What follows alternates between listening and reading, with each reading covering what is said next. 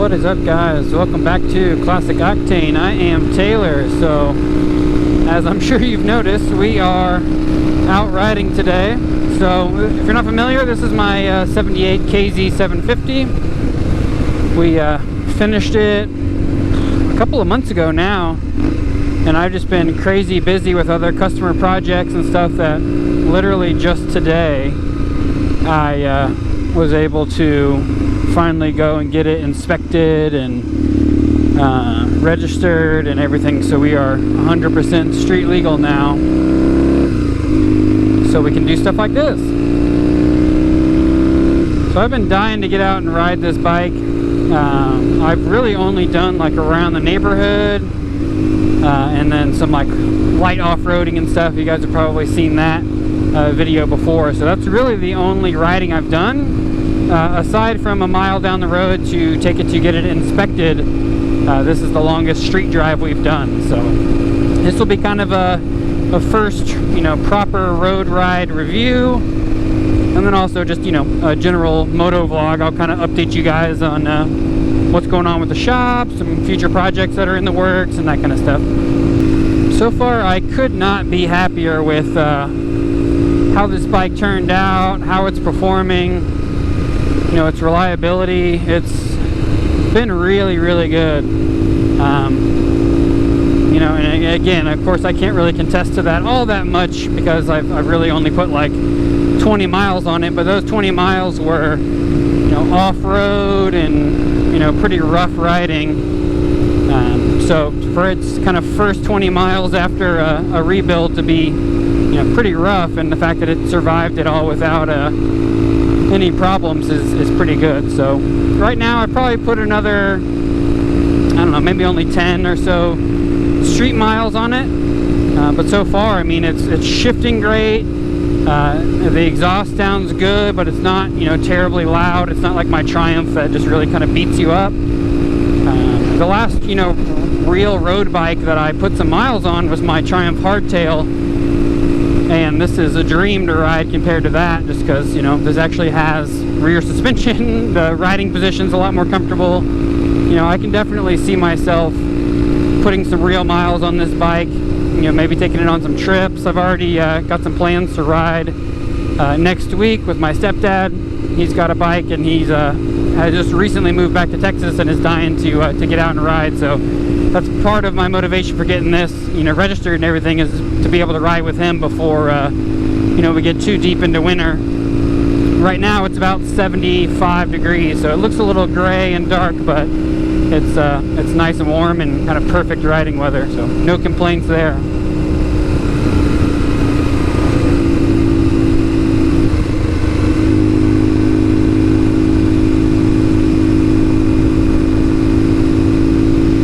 Another thing I want to mention is I was a little bit worried about how these, kind of knobby tires were going to be on the street, but they are actually performing really well. So I was worried they were going to be kind of rough and, annoying to ride around, but I mean, really, they don't seem to ride any different than most street tires I've, ridden on. So these are the Continental Twin Duros, so they're pretty aggressive as far as the the knobby on it, but so far riding it on the street's not that bad. I mean, I'm definitely getting a little bit more vibration than I would on just a standard street tire, but for it to complete the kind of Scrambler look, I think that's a sacrifice worth making.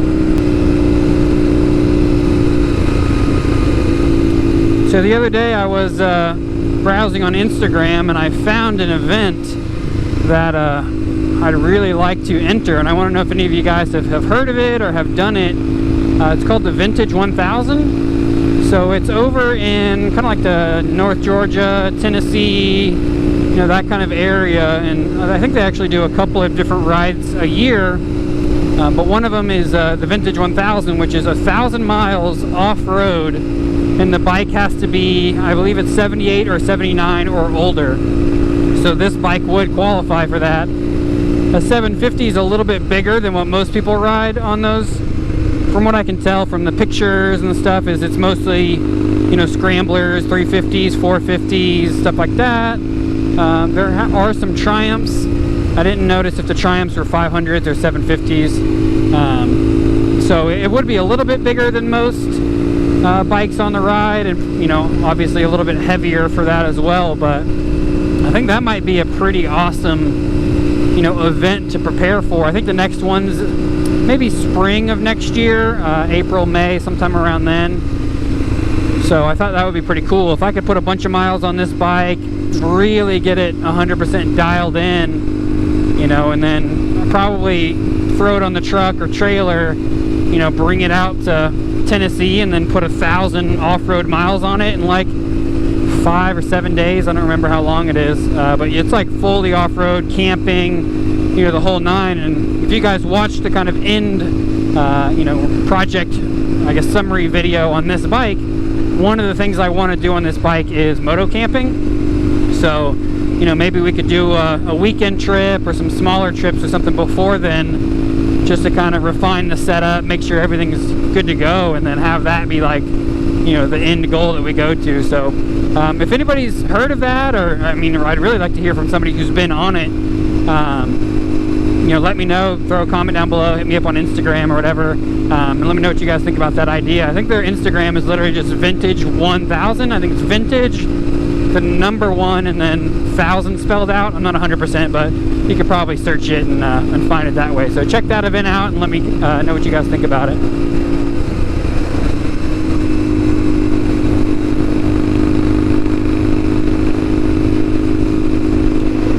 While we're stuck behind this truck, I can give you guys some kind of general shop updates and stuff as well. So so far the shop's been doing good. So I've been able to stay busy.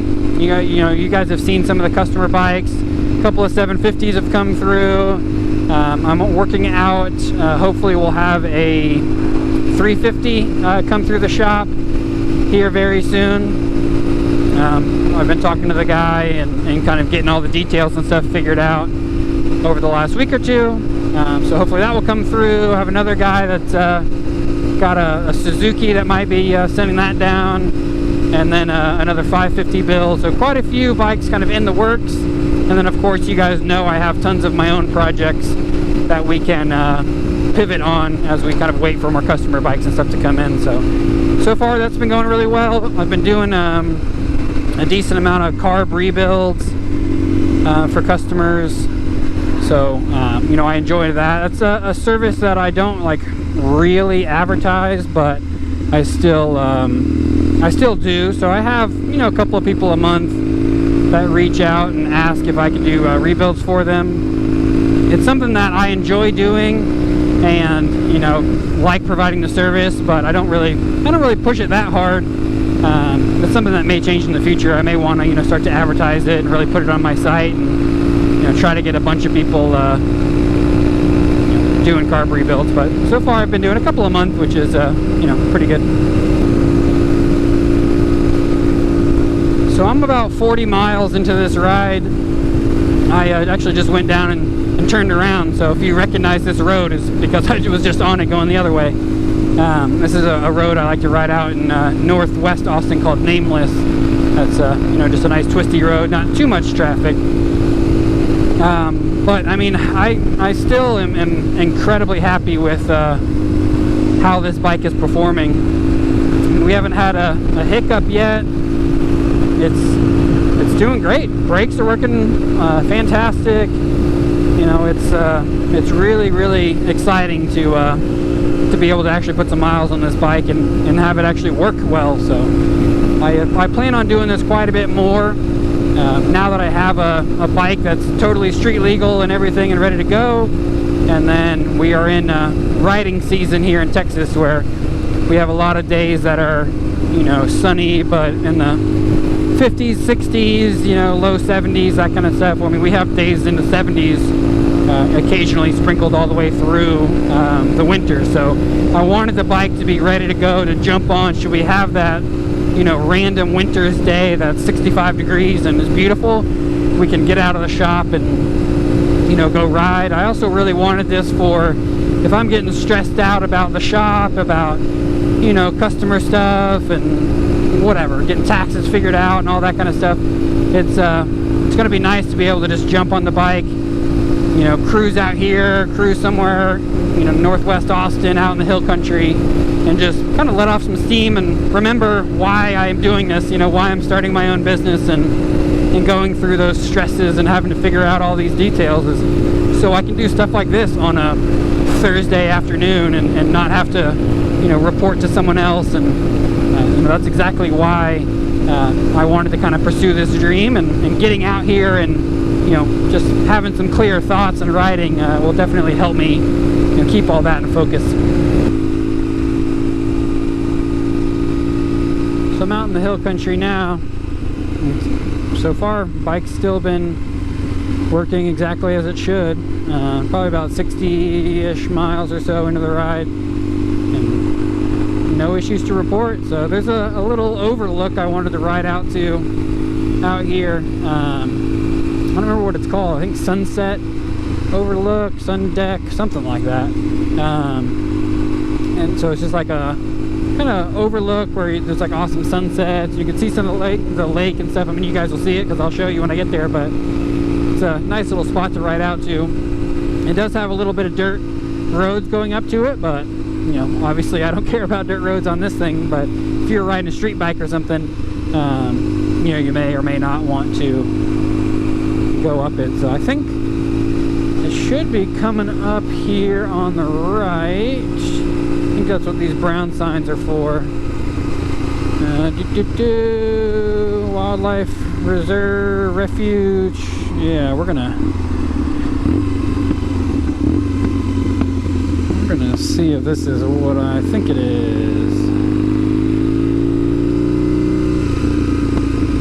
I hope so. Otherwise, it looks like I'm going into someone's yard, but I can't imagine somebody's driveway would have speed limit signs, so. I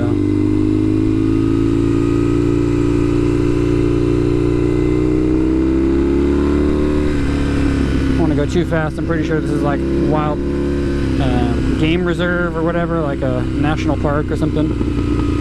So I don't want to make people too mad.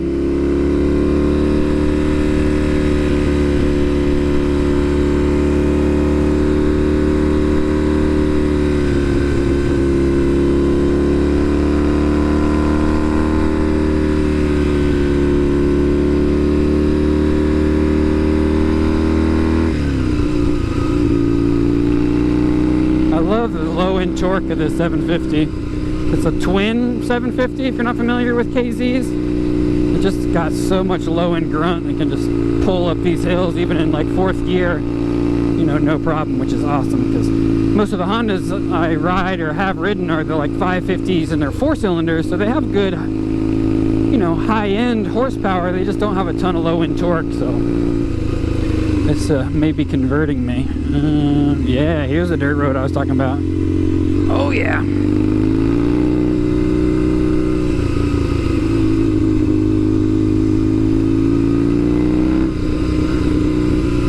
This is why we do scramblers.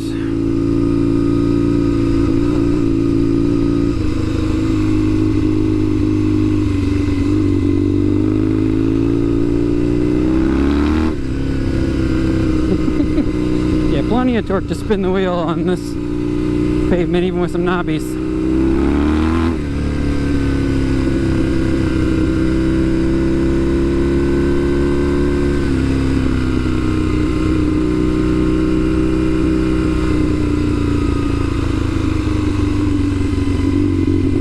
And this is why we don't go too fast. We're gonna come around the corner and play chicken with a van.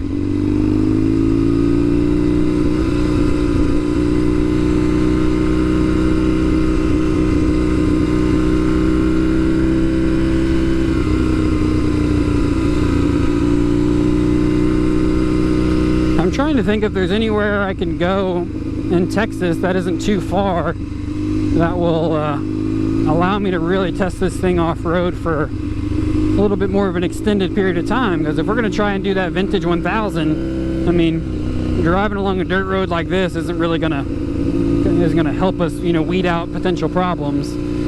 So I need somewhere that's going to be, I guess, a little bit more aggressive. I guess that's a lot of what I could learn from somebody who's been on it before, is what kind of terrain to expect. Like, is it just dirt roads like this? I mean, that could technically be considered off-road. Or are we talking like single track? Are we talking, you know, what do I need to have the bike prepped for? Because if it's single track, you know, I'm gonna have to ditch these mirrors and stuff that are super wide, because we're not gonna be able to fit through. And here we are.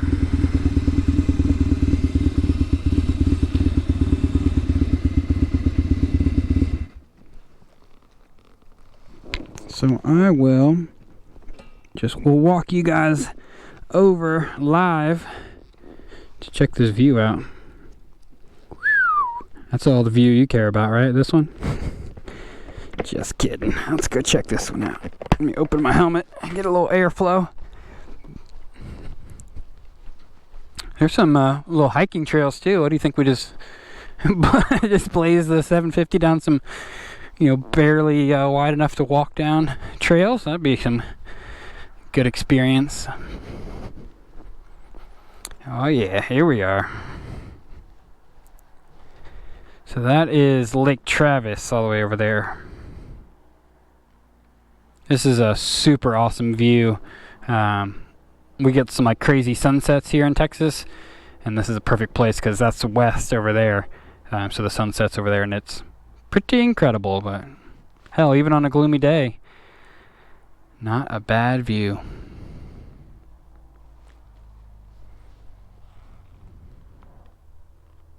Well, you have to excuse my helmet hair, but we made it home. So that journey was, well, let's see, a little over 64 miles. And fingers crossed, you know, Scout's Honor, not a single problem.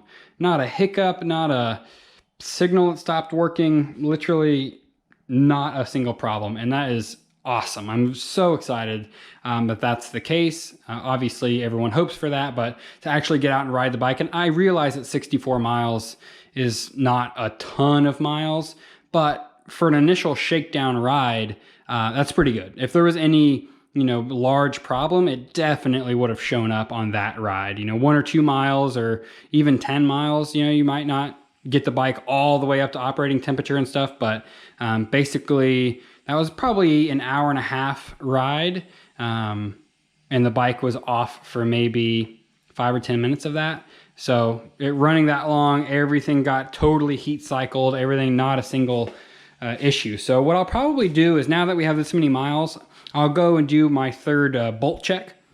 So what I like to do when I finish a bike is give it a full check before I ride it at all. You know, make sure all the bolts and everything are good, all the cotter pins and stuff are supposed to be where they are. And then I ride the bike for a while. I do another bolt check to make sure that nothing, 1, got missed, or 2, came loose. And then now I like to do a longer ride, you know, 50, 60 miles, and then do a third bolt check. Just to make sure that we're definitely good and nothing's going to work itself loose. So the only thing I did notice is, I think during my off-road ride, we lost the 2 wing nuts that are holding down the seat in the center. We still have the 2 in the back, so it's not like it's going to fall off or anything. So I will need to get 2 new wing nuts for that. I just don't think they were tightened enough, and then with all that vibration, they just worked themselves loose, but not a big deal. The exhaust, still not burning my leg. You can see my entire leg is in one piece still. So the only time that becomes an issue is if you have the bike hot and you have to like walk the bike backwards. You have to be a little conscious of it, not to rub your leg against it, but not once during the ride did I even you know, think about it or have to be aware that my leg could touch it. Our little heat shield and everything, and the placement of the exhaust is not going to be a problem. So I think that's going to do it. Let me know if you guys have any thoughts, questions. I do want to pursue that Vintage 1000 event like I was talking about. I think they have smaller events too, maybe like a 500, something like that, which may be smarter to do one of the smaller ones. But the way I operate is go all out and just do 1,000. And then they have a truck that follows you that has a trailer and stuff. So worst case scenario, the bike blows up or some catastrophic happens. And if you can't fix it on the trail, they can tow it back to their central kind of starting point. where I can just put it on my own truck and stuff. So this is a good way for me to be able to get out and experience the event and, you know, have a real challenge. Of course, I would make daily videos for you guys for that without risking getting stuck in the wilderness by myself, because there is a support crew that comes along with you. So should be pretty exciting. I'm gonna look into it. I think I just decided I'm gonna do it. I'm just not even gonna think about it anymore. I'm just gonna book the ticket and we'll figure the rest out later. So I hope you guys are excited. Let me know again what you think. We are moving on to this bike next. I just got approval to do carb rebuild and the front brakes and everything like I mentioned. So I'll get some parts on the way. I'll probably show you guys a little bit of that. That's all things I've shown and done how-to videos on in the past. But I actually haven't done a how-to on these style carbs. So this may or may not be the bike I do that on. So just stay tuned. Tons of motorcycle content coming. Appreciate you guys watching as always, and I'll see you soon.